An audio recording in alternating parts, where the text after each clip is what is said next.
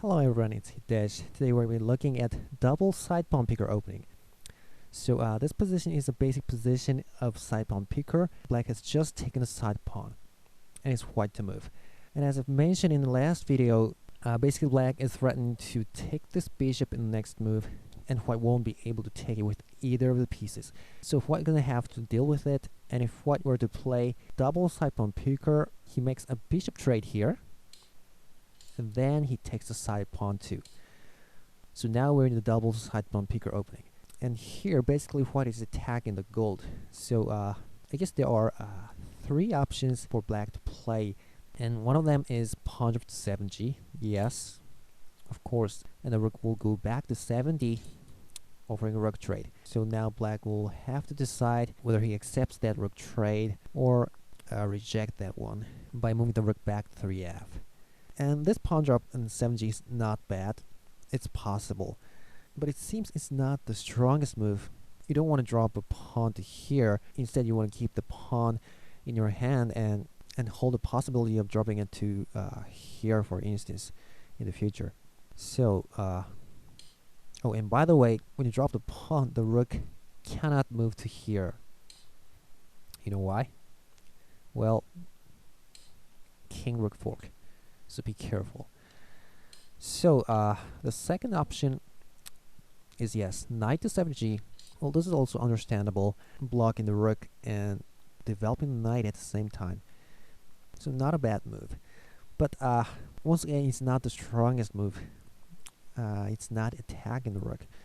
So, I mean, it's not that it's a bad move. It'll be another equal game. But here, the main line, which is the third one, is this move, silver to 7g, attacking the rook, the strongest move here. And then the rook will go to 7d, offering a rook trade. Right now black's gonna have to decide whether he takes it or reject that offer. And well, the main line is rook takes 7d. Yeah, and it will bring us into the most dynamic and exciting opening in Shogi. But let's see rook to 3f first here. Well, this is also a good option for black, trying to reject white's intention. And well, basically now black is threatening to drop a pawn to 2b. You see, neither of the metal pieces cannot take it, right? But if he defends that file with the rook, well, bishop skewer, so he can't do that now. So first of all, white swings the rook over to the 8th file, attacking the knight, and black will block it with a pawn. But this square might not be the best one because this bishop drop could occur later on. So dropping a pawn to 8f would be better. Now white will have to deal with that pawn drop to 2b. And to do that, white can drop a pawn here, of course, or he can drop a pawn to 3c, and it's now threatening to move his rook to 2d, because that bishop skewer is now taken care of. So black will move the rook to 2f, attacking the knight, and silver moves to 2b. And well, if black moves the silver to 4h, for instance, here comes a tricky one. Bishop to 4d, attacking the rook. And you have to be careful here. If you simply move the rook to 2h, now you're trapped. Here comes the pawn drop. And if you take it, another pawn drop, you go back, and here comes the bishop sack. And well, the rook is dead. Okay. But after the bishop drop to 4d, the rook can simply run to 2e, and it's fine. And basically, this position is playable for black, so it's fine. And here, if white moves the knight here, well then, bishop drop, the rook can run to 2d, but bishop sack. And this is obviously good for black, of course, right? And also, white can also try not to drop any pawn. He can just move his king to 4a, for instance. So that bishop skewer is now taken care of. And if rook to 2f, silver 2b. Well, and it's another equal game, but not bad for black. So actually, when white offers a rook trade, moving the rook back to 3f is a pretty good option. Sometimes it's better to reject white's offer, right? However, the main focus of this video is, yes, the lines after black accepts that rook trade. I mean, if you're playing black, you don't want your opponent to think you're a coward, so basically you might want to take it. So let's take it now. Rook takes 70 and pawn recaptures. Okay, so finally now we're into the main line, the most exciting and very dynamic opening in Shogi, because you see we have open files here and there, and there's open diagonals. Black can drop a pawn here, white can drop a pawn here, and they both have rook and bishop in their hands, so no wonder it's the most exciting one. Okay, so now it's black to move, so look at this position really carefully and find the best move for black. Right, have you found it? Well, I suppose most of the viewers came up with this move. Bishop drop to 5e, right, forking the lances. Yeah, it looks like a good move, but actually this is not going to work because white has a very good counterattack. But before that, let's see other minor options first. How about rook drop to 8c? Well, this is a good option. White will block it, and you can make a dragon here or maybe here. But it's gonna be a slow game. White will make a promoted piece too by dropping a bishop, for instance, here. Try to make a powerful horse in here. So that's one option, but not the main line. And how about this pawn drop to 8d? Well, it's also a good move. And it's pretty hard to stop the pawn from promoting. Protecting that square with metal pieces is not very safe. Black will deliberately try to make room for rook drop. And if he drops a pawn, well, black has gained a little point here. And well, this rook drop is okay for black. You see, he's fine. However, white has a very good counterattack, and that's another pawn drop to here on 8f, and basically he's threatening to sack this pawn in the next move, and maybe a bishop drop here. So black will have to take it, and do you see this rook fork here? But it's not gonna work. Bishop fork, right? So he can't do that. So a good move for white here is this bishop drop. Remove that bishop drop on 1e and also attacking the lance. So now he's taking care of the 1e bishop drop, and that means now he's threatening to drop his rook on 2f. So black should move his zero back to 7g, but now he drops the rook to here, and black is not very fine. You see the zero can't move back to here, so maybe only a bishop drop is possible, but well, I don't know, but basically it's better for white. So this pawn drop to 8d is not the best one. Okay, so now let's see bishop to 5e. So why is this not the best move here? You see it? Well, it's not this kind of a simple rook drop, forking the bishop and the knight, because, well, black can simply go ahead, right? So it's not that. What's countermeasure is this pawn drop to 2h. Now if black goes ahead, white will take the knight with the pawn, and it's better for white, right? He's attacking the silver with just a pawn. So basically, black will have to take the pawn, but now here comes the rook fork, and you see black is losing. So this bishop drop doesn't work. Okay, so instead of simply dropping the bishop to here, black has a good idea, and that is pawn drop to 8b, and after white takes it, then he can drop a bishop here. See? So now it's forking the silver and the lance, and well, white will drop a pawn, yes, but now black can ignore it and take the silver, right? So it's gonna be a pretty equal game. However, actually, that pawn drop on 8b is a pretty old Joseki, and today we have a much better move instead of that pawn drop, and that is, okay, so here's the main line. It's bishop drop to 4f, simply attacking the lance.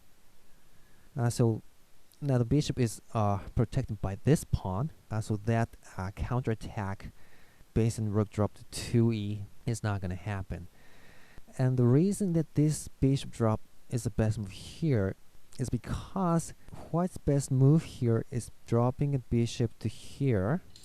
So that means black can just take it and let the silver come over to 8b without using any pawn.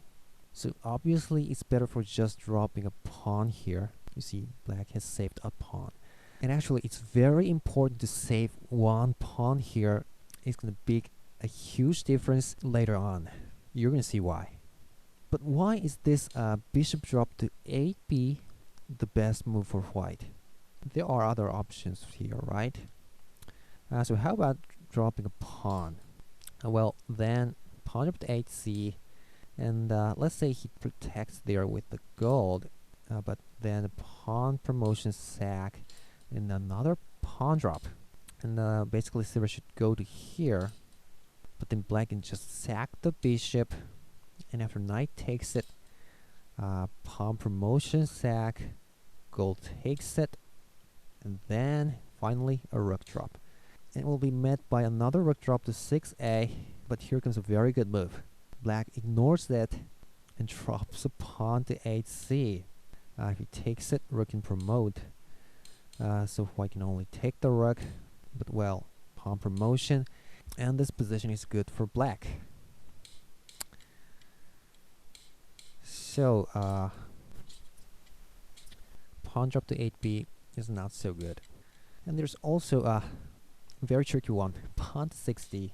And you see, if black takes it, then pawn drop to 2h based on this rook fork. Well, it's pretty interesting, but it's not the main line. The main line is bishop drop to 8b. And that's why black could drop his bishop to 4f, trying to save one pawn and let the silver come over to 8b. So, yes, now black can drop his bishop to 5e. Right. And as I've said, white will now be able to drop his pawn to 2h. And as I've mentioned, they go ahead to take the piece. But actually, the Joseki today is a bit different from that. Before white drops a pawn to 2h, now this move is thought to be the best. White drops a rook to here on 8e, forking the bishop and the knight. Black will have to drop his rook to here on 8f. Oh, by the way, he can also take this lance, of course, but rook will take knight, and rook drop. Black can eliminate that dragon, but white can also drop a bishop here, forking the horse and the silver. So white can eliminate the horse too. Black makes another bishop fork, attacking the silver. So maybe bishop drop, and black can make a horse again. And it's another equal game. It's not the main line. Main line is that rook drop to 8f. And you see, white can't take the bishop, of course. It's going to be over. So white will just take it and silver recapture. So what white did here is made black to move this silver to here with this in-between move. And then he drops his pawn to 2h. So the only difference is that the silver is here or here. But today it is believed that moving the silver over to here is going to be a bit better. You're going to see the reason later. Basically, it's because the silver is floating over here, and you see this diagonal is now open. Well, but it has a bad point too. You see now, king escaping route is now open, right? But anyway, let's go ahead. Now, as I mentioned earlier, now black will go ahead and take the silver. Oh, I mean, if you take it, well, then rook fork, and black takes the silver, white takes the silver, attacking the gold.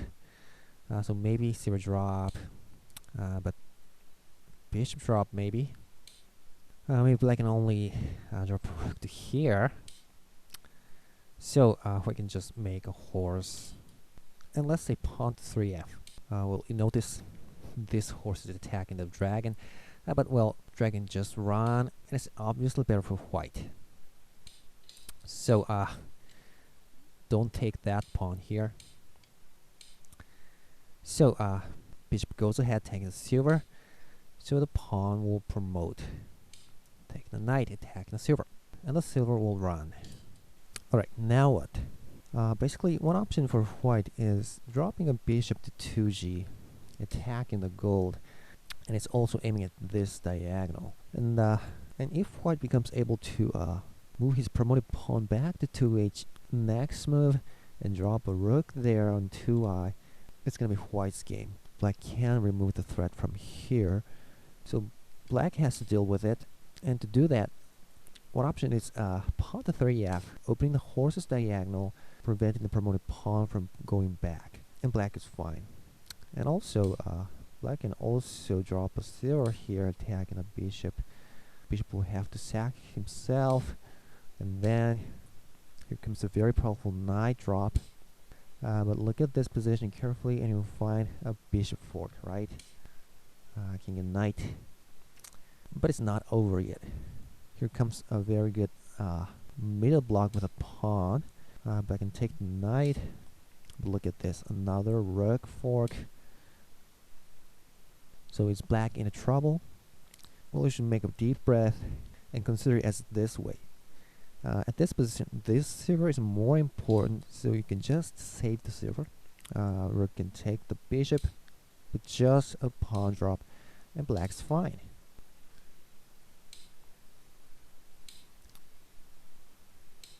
So black is winning here.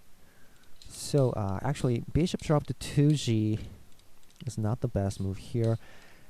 So the main line is pawn drop to 3h, a very good dangling pawn.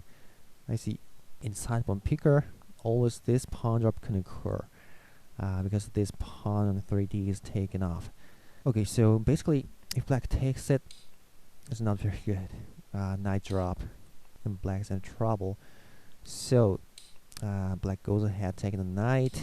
So white goes ahead too, but don't promote the pawn here, because then the gold can run to 5h, and white's attack gets slower. So what you should do here is promote a pawn to 3i, because this time if gold runs, you can sack this promoted pawn, and then rook drop. King will take the pawn, attacking the rook, but rook can promote here, forking the golds, also threatening a bishop drop in the next move. So maybe gold to 5i, and before he takes the gold, he drops a knight, making a check. And then let's take it. Maybe the king will take the knight, but let's chase the king out of his camp like that. And professional players say this position is a win for white. White can make this dragon check anytime, and also this knight leave over to 3c will be a powerful threat mate, right? So that's why promoted pawn to 3i here is better. And so black will have to take it. And he wants to take it with the silver, of course. He wants to keep the gold on board because it's a stronger piece. Okay, now this is a very critical position for white. So what is the best move here? Well, one option is trying to harass the gold here with a pawn drop, because after he takes it, now he can drop a rook. So basically, black can take the pawn, but here actually, the gold can simply run to 4i, and right, white can drop rook, yes, but then look at this horse move to 6c, and it's a threat mate, right? So he has to deal with it. So now the horse can keep on going back to 1h, so black's better. So actually that pawn drop doesn't work. So here, white comes up with an interesting idea, and that's rook drop to 8c, forking the rook, sorry, the horse and silver. Well, let's drop a rook to here, and he'll take it, and horse takes it. But now the difference is the horse has got out of this diagonal, which was important in the line that I mentioned. So now he can drop a pawn, right?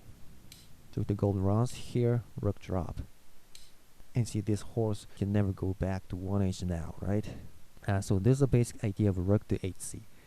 But actually, black has another countermeasure for this. The gold can also move to 2i. And surprisingly, black is fine here. And the reason is, white doesn't have any pawn left in his hand. If he had another pawn, it's over for black. He can just drop another pawn on 2h and it's over. So now this is where I want you to think of a position pretty earlier, which is the bishop drop on 4f. So black managed to make a silver come over to 8b without using a pawn. And I said dropping a pawn is not very good because you give one pawn for white. And the primary reason for that is, yes, because of this pawn drop on 2h, right? Oh, by the way, he can go ahead with another tricky move. Knight drop to 5f. Well, you see the king's unguarded alone in here on 5i, so this kind of tricky move is possible. Well, it's a threat mate, right? Starting from this bishop drop, and no matter where the king goes to, it will be made with rook drop. And the best he can do is king to 4i, but, well, rook drop. It's a mate. So, black takes it, but another threat mate with secret 5g. Well, it's very dangerous. Here black will play secret 4i. Okay, let's go bishop to 4h. Takes it, and then rook drop. Well, it's very close, but actually black is fine, because then, well, this is another threat mate starting from this dragon sack, right? However, black is fine. He can just run immediately, and it's okay. Black is better here. So that pawn drop to 3h is not going to work here. Black is fine. But here, white has another option. He can also drop a knight to 2g, attacking the goal. And you see, this knight drop is also possible because the horse is moved to 8b. Because if it were still on here 8a, the horse can move over to here, making that threat mate, and he can take out this knight, right? So moving the horse back to 2b was very important for white. So now he can drop a knight here, and this time if the gold runs to this way, well, right, another pawn drop is possible. So he can't go there, so the gold has to move to 4i, so he can drop a rook. But this time it's not a pawn, so 3h square is open for black, so he can drop a silver there, and the rook will have to take the lance. And it's very tempting to play pawn 3f here because the horse is now attacking the dragon, but it's too early to do that because here comes a bishop check, taking advantage of this pawn push. And well, maybe black will have to drop a knight, but here is a good move. Pawn sack and silver drop, not caring about his bishop taken by the silver. So pawn to 3f is not very good. So a good move here is this bottom pawn defense. A very good defense. Black will keep going with pawn drop to 2h, but then you can open this pawn and you're fine. White's attack has become slower because of that bottom pawn, right? So after all, that rook to 8c it's not going to work. Oh, by the way, black can also drop a rook from this way. How's that? I don't know, he might take the rook back, but let's say pawn drop to 8d. Well, then rook can go to 2e, and white will take the horse. And well, before black takes the knight, black should drop the knight here, forking the rook in the gold. Because if he goes ahead with taking the knight, this bishop drop can occur, covering that really nice square. So knight drop, and the rook runs. For instance, here, well, black can keep attacking like that, and it's playable for black. But the proverb goes, don't run from a fork. So white doesn't care. He drops the bishop, covering this really nice square, forking these pieces. And well, if the knight takes the rook, this attack is too slow. It's far from the king. So maybe white's better. I'm not sure. So so many variations in this opening. It's really complicated. Sorry about that, but it's not my fault. This opening is too complicated. So anyway, this rook drop to h-c wasn't the best move. And finally, here's the main Shogi line. It's bishop drop to 5e.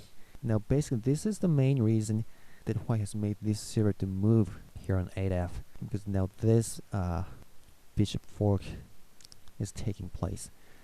So once again, a proverb, don't run from a fork. So black goes ahead, silver to 7b, and white doesn't have time to take the lance here. It's too slow. He goes ahead and makes a check, gold to 4h, and rook drop 3i, knight block, and here white will sack his horse taking the gold, because it's a very strong attack. Here's this knight drop to 3f, attacking the king. And you see the king cannot take the rook, right? So this rook is fine here. King should run to 5i, trying not to be checked with the rook, but actually rook can just go ahead, taking the knight. And you can't take it, right? It's golden ahead. So king runs. Alright, now we're almost there. Now we're in the final stage of this opening. And the thing is, if white goes ahead with making checks, the conclusion is that black's king is okay. Well, it doesn't seem okay. It's very close. But professional players say black's king can escape. And on the other hand, white's king is now in the threat mate. Because starting from this silver promotion, the king cannot run. This bishop drop. Gold sack here in the simple checkmate. If he runs here, gold drop, bishop fork, and rook drop in checkmate. So if he takes set, rook drop, king runs, and well, maybe gold sack here, and horse check. Right? That's simple. So there's a threat mate. And white has a very good idea here. He drops a gold to 6b, and he's trying to exchange the silver with the gold. So black has to take the gold anyway here. So gold recaptures, and to keep making threat mate, dropping gold again to there on 7b might be a good way, right? But now white has managed to change the piece on 7b from silver to gold, right? And this is important. So after he makes this exchange, then he goes ahead with this dragon check. Okay, the king runs, and it's very close. Silver sack on 7f, king takes a dragon check. And here, the conclusion is black can escape. Yes, black can escape. But it's very, very difficult. And the only way to do that is knight block to 7g. Any other blocking piece will be a loss for black. It's unbelievable. So here's the main reason why that knight block is necessary. Because now white can make this silver sack, and after king takes it, he drops a gold, and here king should go to this way. You're gonna see why later. And here's the reason why white tried to change this piece from silver to gold. Well, he can take the gold now, making a powerful threat mate here. And it seems it's a threat mate removing threat mate, and black is losing. But it's not that. Well, this knight is now very important. And actually, white's king is now in a mate. Start from this rook sack and take out this gold too, and look at this silver sack. And after he takes it, okay, knight to 8e, making a strong check. And this is why the king shouldn't have moved back to 7f, where the knight will get pinned. So after this knight check, well, bishop drop, silver sack, he runs, but bishop sack 2, and checkmate. Beautiful. So black can only save his king with this knight block. But white doesn't give up. He drops a silver and takes it. The king runs. And if you analyze this position carefully, the best way for white might be this silver drop. He has dropped his silver there anyway, stopping the king from entering white's camp. So king runs, then gold drop. Okay, then he takes this pawn. It's very exciting. And this gold check is nothing. He doesn't do that. And instead, he makes this dragon check. Okay, now here's what is more surprising about that knight on 7g. Because if it weren't for that knight, you can only block with this drop, and well, it's checkmate, right? So the knight keeps doing a job here too. You can block it here, so the king can escape backward, right? But actually, this pawn drop is wrong. It's gonna be a mate. So, actually, here's another marvelous move. The only way to avoid a checkmate is, surprisingly, this bishop block to 6e. This is the only option for black. And now white drops a pawn here, and king runs, and then he takes this gold. Well, it seems it's the threat mate removing threat mate, right? The gold drop to 5d is a checkmate in the next move. But horse can take this gold, protecting that square.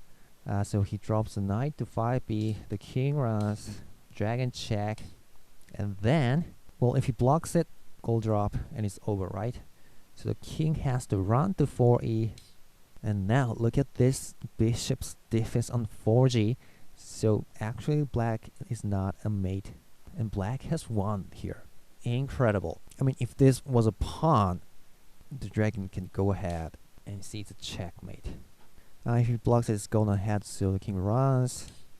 But let's say pawn drop, the gold comes over, another pawn drop,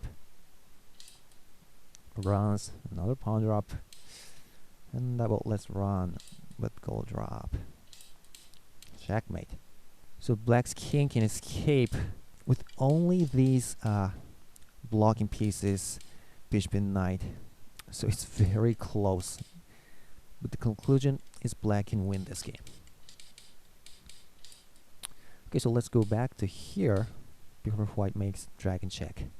Okay, now there is one more variation here, and it's the last one, so we're almost there. At this position, white can also let his gold run to 5b, and this move is also possible because he has changed the silver on 7b to a gold. If it were a silver, at this position, if the gold runs, the silver can promote to here. It's still a threat mate, right? I guess it's a threat mate. Yeah, taking it, and maybe a gold sack, and it's a mate. So after he changed the silver to a gold like that, he can run to 5b. Alright, now from here, black will start trying to harass the king's escaping route by dropping a pawn to 3c, attacking a gold. Gold takes it, and another pawn drop. Because if he takes it, this bishop drop would be a very powerful threat mate. So the gold will basically run to c, but another pawn drop to 2d. Well, if he takes it, now this rook drop will be a very good one, because this gold to 6b is now a threat mate. Because it starts from this gold check, and after the king runs, rook sack here, and bishop drop, and it's a checkmate. So basically the gold doesn't want to take this pawn, but if he runs, well, king's escaping route is shut down, so black is better. However, at this position of pawn drop to 2d, this pawn drop itself is not a threat mate, and the attacking square is far from the king. So this is where white's gonna go for black's king. So dragon check to 3h. King runs, and the same line, silver sack and dragon check. And this time, black can only save his king with a pawn drop. Well, because white will now drop silver, and then here the king can just take it, right? And now white can only drop silver here, king runs, and dragon to 8i, stopping the king from entering. But here pawn drop. White will drop a gold, but here comes a very good move. It's bishop drop to 6b. Really cool. So basically, if he takes it, it's a mate. So the king has to run, but then the king can escape to 8c. You see, this pawn is protected. Well, if I can take this bishop now, but black can just simply take it back. Dragon comes over, but king runs. Okay, dragon check, but king can run to here. Oh well, even if he sacks his dragon, well, black is fine. Okay, so that's all for double side pawn picker opening. It was very, very complicated. So after all, if they play this opening in a professional level, double side pawn picker is a win for black. But as you can see, this opening is very difficult. So if it's an amateur level, white will definitely have a chance. It's hard for black to keep making correct moves. So hopefully you can try this opening when you play a game next time. So hope you enjoyed the video. Sorry it's been too long. Now take care and see you next time. Goodbye.